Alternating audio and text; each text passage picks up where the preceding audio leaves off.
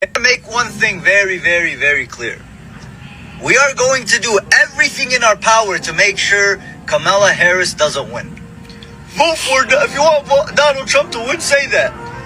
Bitch, I will vote for Satan if I have to.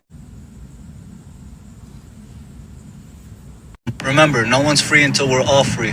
And we can't protect ourselves if we can't protect each other. This is the time for all the minorities, all the movements, all the working class to come together and really build power and really fight against the fascism that's been here, but finally popping its head out and being loud and proud about it. And unless we do something, really come together, it's gonna get real bad.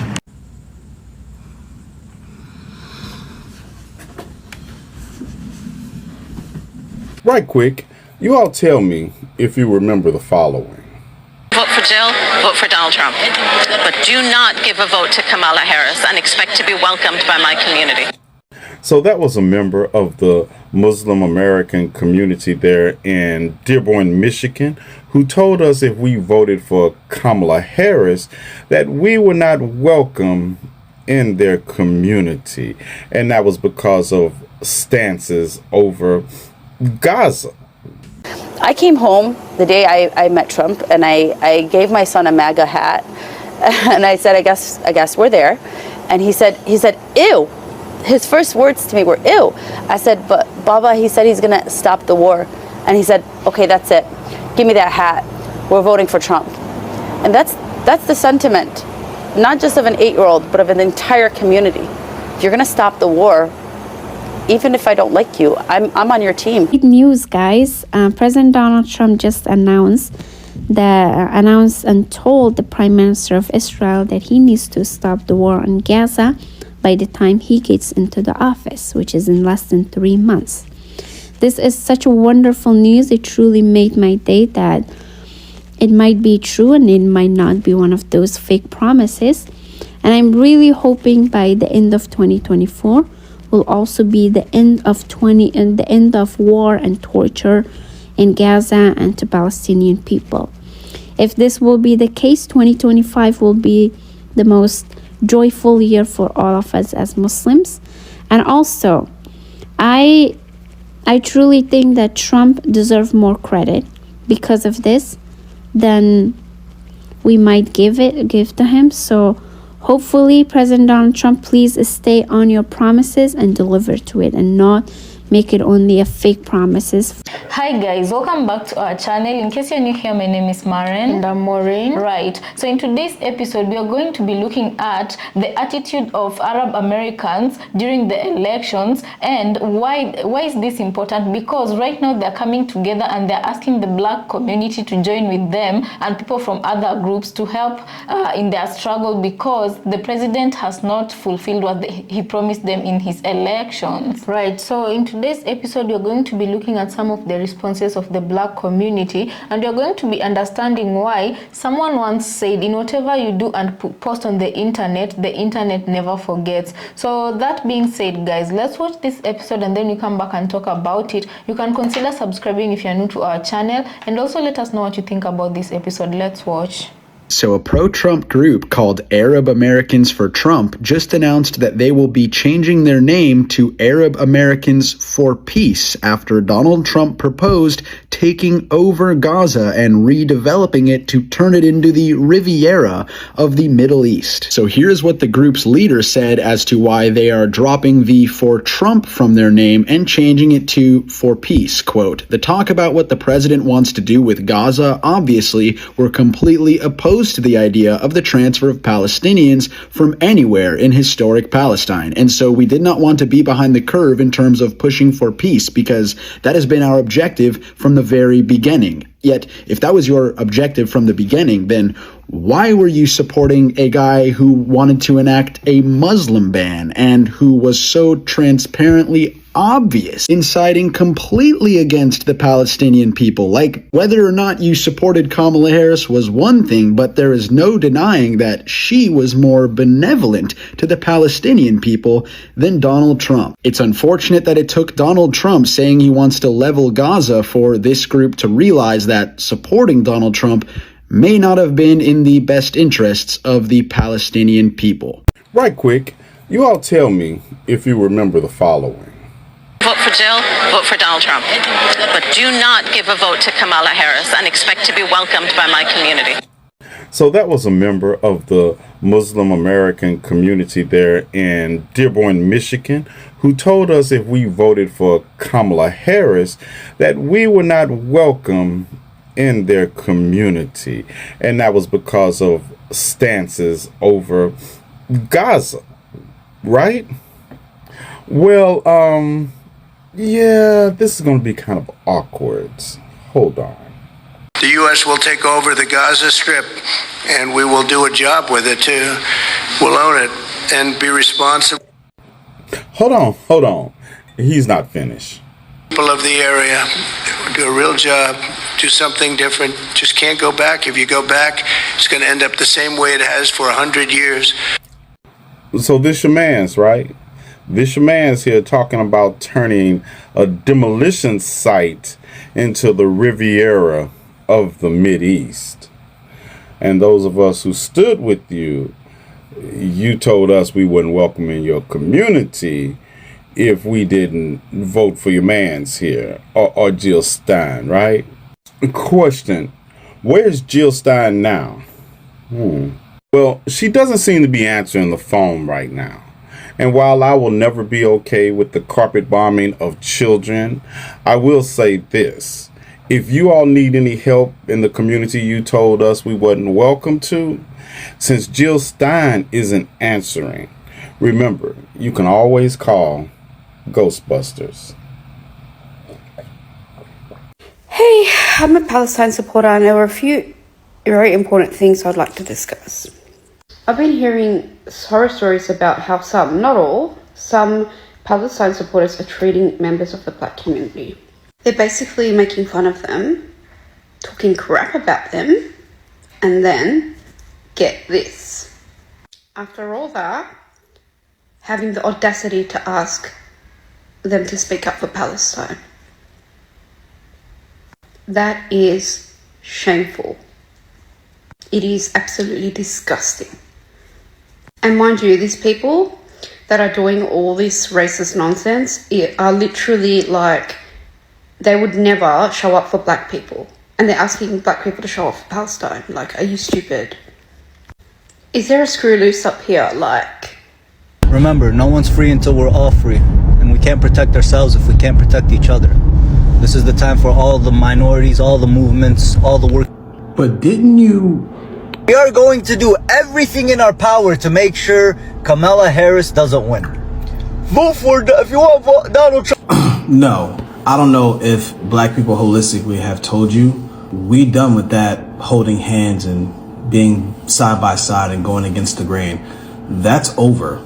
And a lot of y'all thought it was a joke. A lot of y'all thought it was a game after the election. Everybody from that movement was like, oh, that's just black people online. They don't represent the whole black community. You sure about that now? Because they saying it in real life too. Real bad. Again, you want any type of black solidarity, any type of black anything, you need to clock that anti-blackness. We've been telling y'all this for 6-7 months and you guys still continue to not listen. You called a black woman outside of her name. And then you try to justify it by saying she's a war criminal when she ain't. She was just the vice president of the United States of America. You're a misogyny and your anti-blackness is why you didn't vote for her. You sat here and said out your mouth, I'd rather vote for Satan himself than vote for Kamala Harris. Well, Satan is in the office now. He's in the White House now. Now what? Now what? You sitting here talking about in order for, if you really want to be a revolutionary, you telling black people, you as an Arab man is telling black people, if you want to be a true revolutionary, you can't sit here and play the two-party system. You don't even go to Trump rallies and disturb their peace. Hell, matter of fact, most of your people don't even attend Trump rallies and protest them. How you gonna sit here and tell black people how to be revolutionaries? Y'all on y'all own. Dead ass. gentle reminder. If you are a Palestine supporter, you don't support the black community, or you're racist towards black people, or you talk crap about black people, Palestinians don't want you. The liberation of Palestine is not just about Palestine, it's about liberation for all people. So if you're racist at all, we don't want you. I will acknowledge that Arabs can be very racist towards black people. I'm Arab myself. It's a known fact, and it's very embarrassing. So if you're racist towards black people, Palestine doesn't want you, nor do they need you. Has anybody heard from the Muslim leaders from Hamtramck and Dearborn, Michigan? The mayor of Hamtramck, you know, the one that started praising and kissing Donald Trump's ass just before the election, and said because of Trump's promise to protect Gaza and the Palestinians, everybody should vote for Donald Trump. And he got a whole lot of the Muslim community around Detroit to vote for Donald Trump. I'm just wondering if anybody heard from those leaders. I mean, after Donald Trump came and made the token visit to tell them sweet lies so that they could sell out their own people, they went on the local news channels and told Detroiters, vote for Donald Trump, don't vote for Kamala Harris. Because he stands for Palestine, he stands for peace in that whole conflict. And you could see the sliminess of these leaders, these men who persuaded much of their community to vote for Trump. Has anybody heard from them? I just want to know, has anybody heard? Because Trump barely won Michigan. Had they not followed these shady, slimy leaders, those in the Muslim community,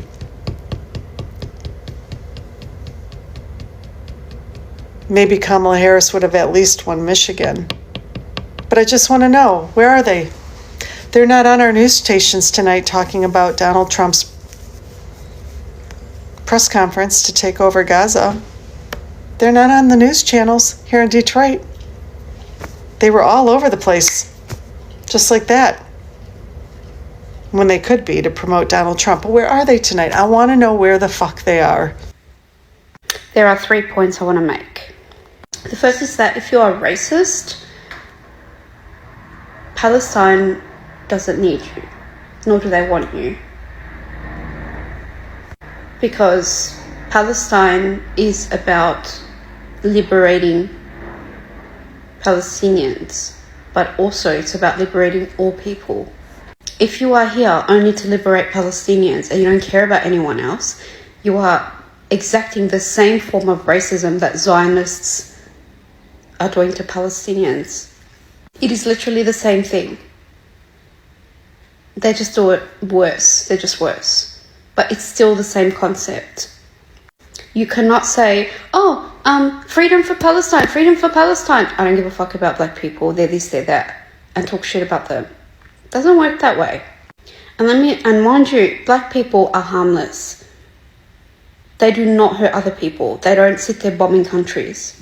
And then the second point I want to make is, where is your integrity?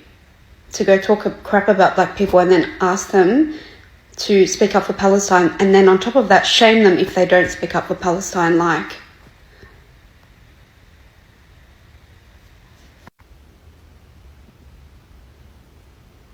You're weird.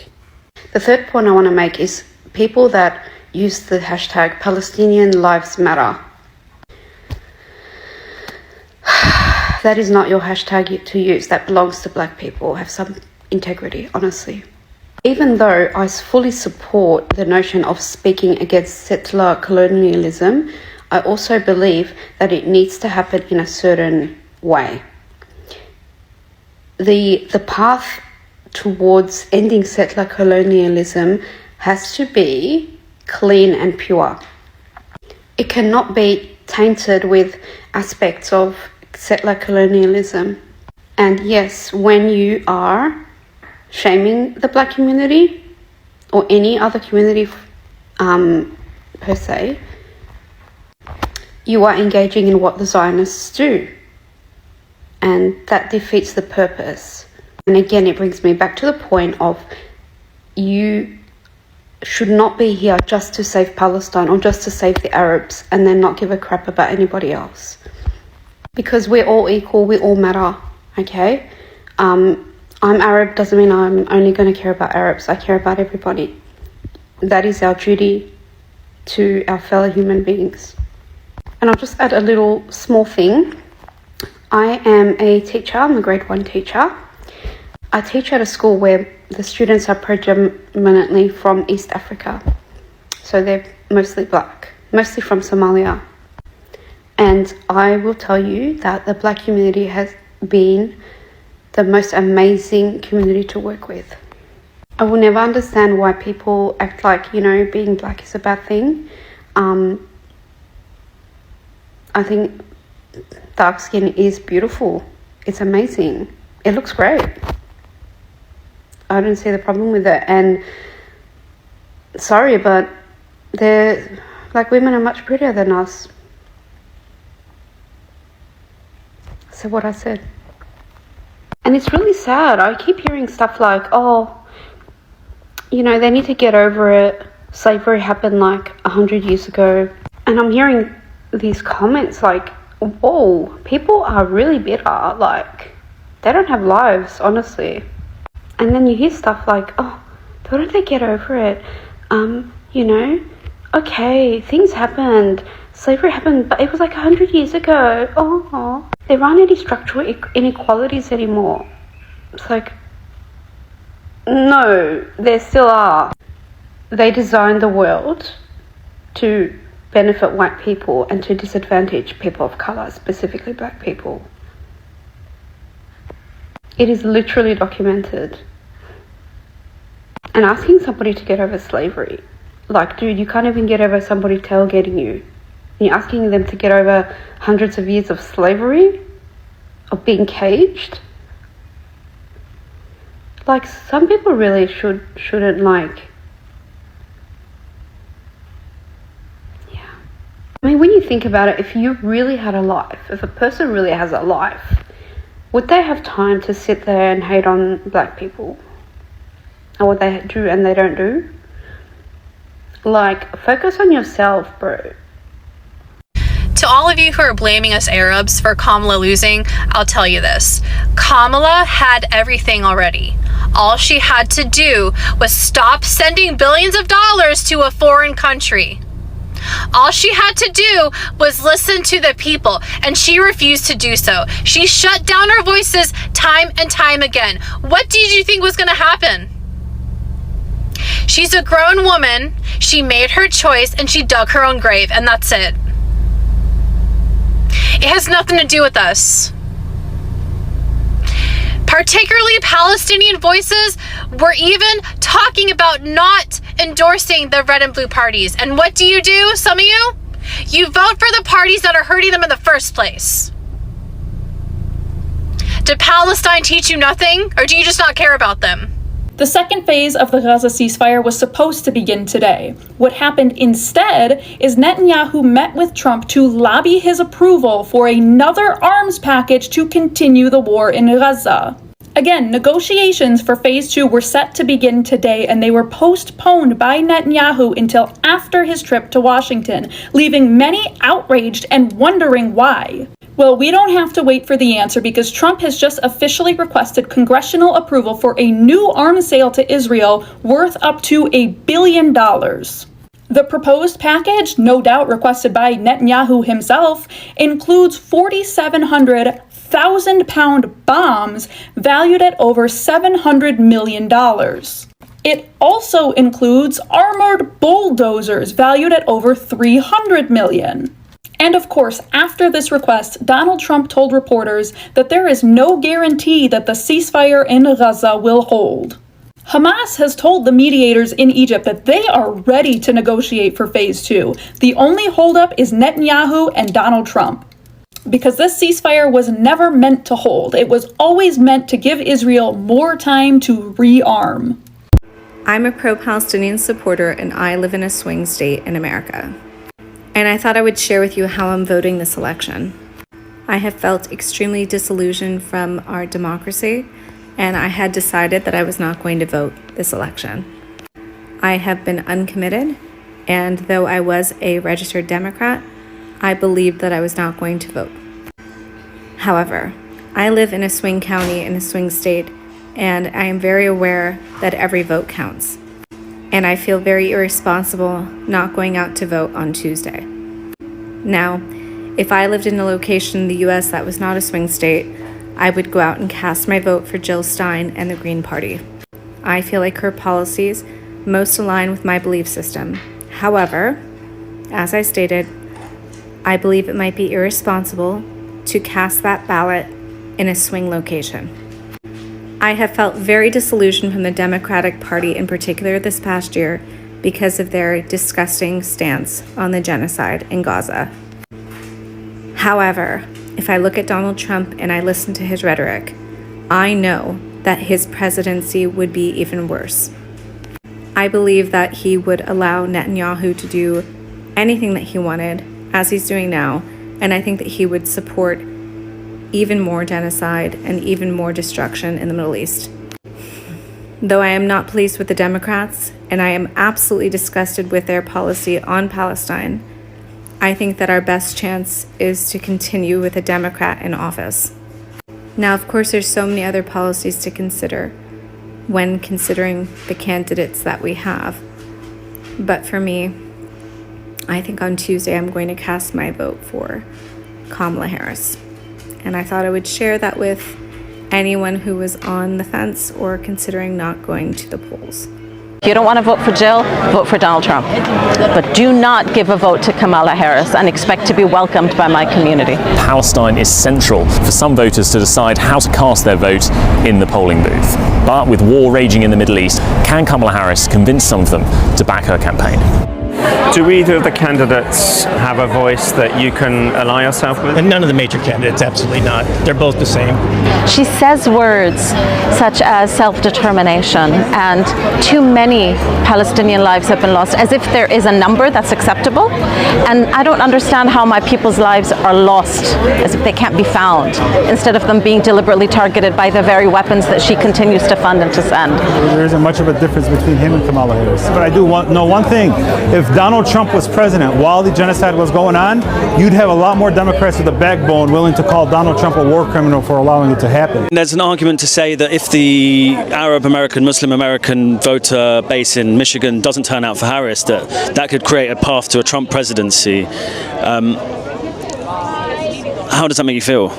You know, it doesn't make me feel any way. I think that the Democratic Party should be punished for supporting this genocide. And I know that a lot of people will vote for Trump because they want to punish the Democratic Party because, you know, especially in Dearborn voted Democrat the last election, and it's been a disappointment to the people. The Democrats did nothing but let down the Arab American and Muslim American population.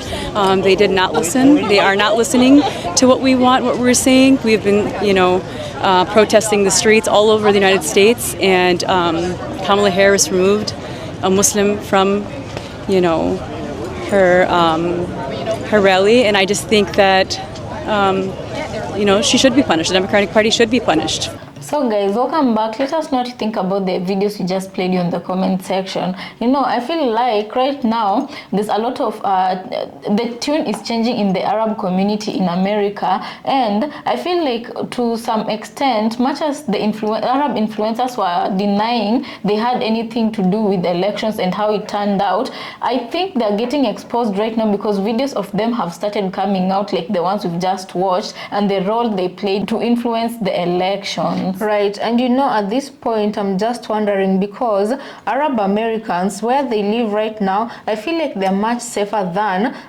the people whom they've left back home, and how they talked has really left a bad influence or a bad taste on the public. And as much as they have talked so badly like that, we do understand that it is not all of them who are like that. Why do I say this? Because as you've heard so many people say on the internet, internet. The Arabs back home, they had nothing to do with American election and how American election turned out, right? And I do feel like most of them were busy trying to keep themselves alive and survive, and they didn't even know, maybe they didn't even know what their counterparts were doing over in America. So my biggest question right now is to the Arab Americans who are living in America, what has been done? What has been done has been done. Right now they can't undo it as of right now. So what can they do as Arab Americans to make the black community trust them again? What can they do to appease the black community? Because the main focus of our episode today, the guy,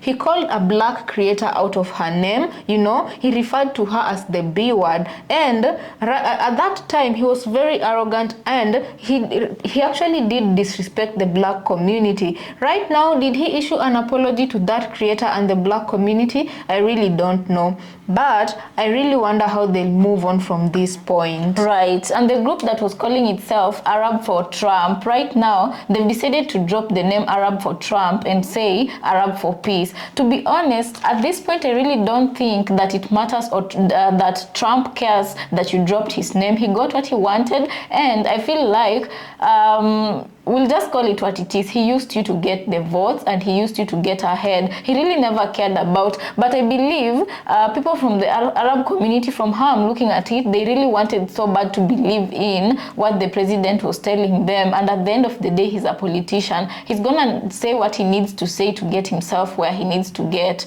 to, you know. And like just the arrogance of some of these speakers we've featured today, like the woman who was talking about as if she was representing the whole Arab community. She was talking about how if you vote for Kamala, and this is not to make this political, but let's just go back to the words she said. If you vote for Kamala Harris, you are not gonna be welcomed in my community anymore. Let's just debunk on that statement, yeah? In the first place, I feel like the Arab community, and I'll even say by the words of one of the speakers, the lady was wearing a black, that black cloth, yeah? And she said there's a lot of anti-blackness in the Arab community, and this just goes to show from how they address black people and how they disrespect some of the black creators on their platform. And I'm telling myself, just like, how do you expect to get help from the very same group of people you don't think matter? Why do you think you need their help if they don't matter in your own opinion, you know?